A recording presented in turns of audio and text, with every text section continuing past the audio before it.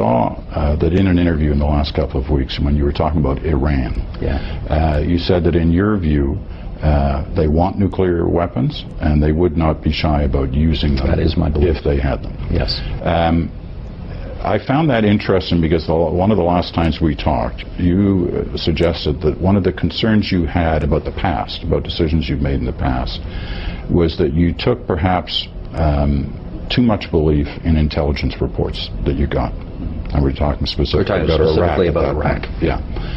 But on this one, to say what you've said, are you confident in the intelligence you've seen to be convinced that A, they want nuclear weapons, and B, they would use them if they had them? Well, Peter, on the first question, I think the evidence is just growing overwhelming. This is not, as it was the case of Iraq, merely now the opinion of allies. I think the International Atomic Energy Commission, if you look at its work, there really is no secret that Iran's nuclear program has as one of its purposes the development of nuclear weapons, and that I think is just beyond dispute at this point. I think the only dispute is how far advanced it is and how far off it will be until they actually develop those weapons and develop the capability of delivering those weapons. They're lying when they say they're not. I think there is absolutely no doubt they are lying. Absolutely no doubt. On the second question, you know, that's obviously, Peter, more a matter of judgment. I mean, I've watched and listened to what the leadership in the Iranian regime says, and it frightens me.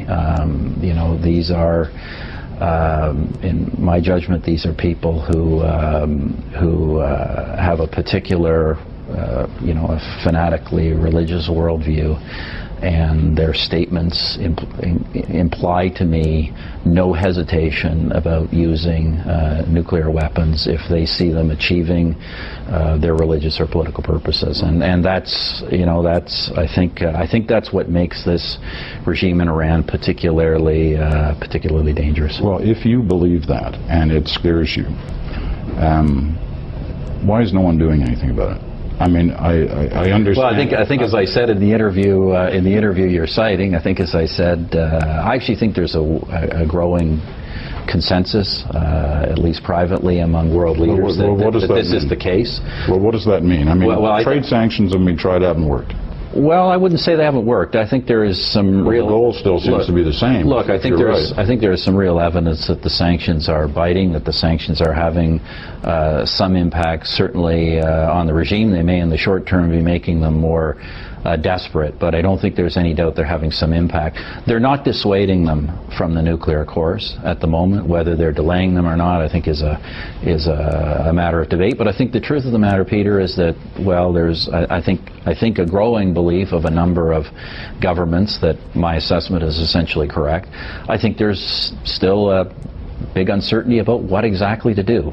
Trade sanctions are something that, you know, just about everybody agrees on at some level, and everybody is doing at some level. But beyond that, these are not easy questions for the world. Do you talk about, when you're having these discussions, do you talk about military action? Well, look, I think, as you know, President Obama has said all options are on the table, and I can certainly tell you that when we talk about these issues, we talk about the full range of questions around these issues. But there's certainly no consensus on you know, ultimately how to deal with this matter. Do you have a view on how it should be dealt with? My view, Peter, is that on matters like this that are of critical concern to the global community, it's important that Canada work with its allies. I've raised the alarms. I think I've raised the alarm as much as I can, but obviously I don't advocate particular actions publicly. I work with our allies to see if we can get consensus on actions.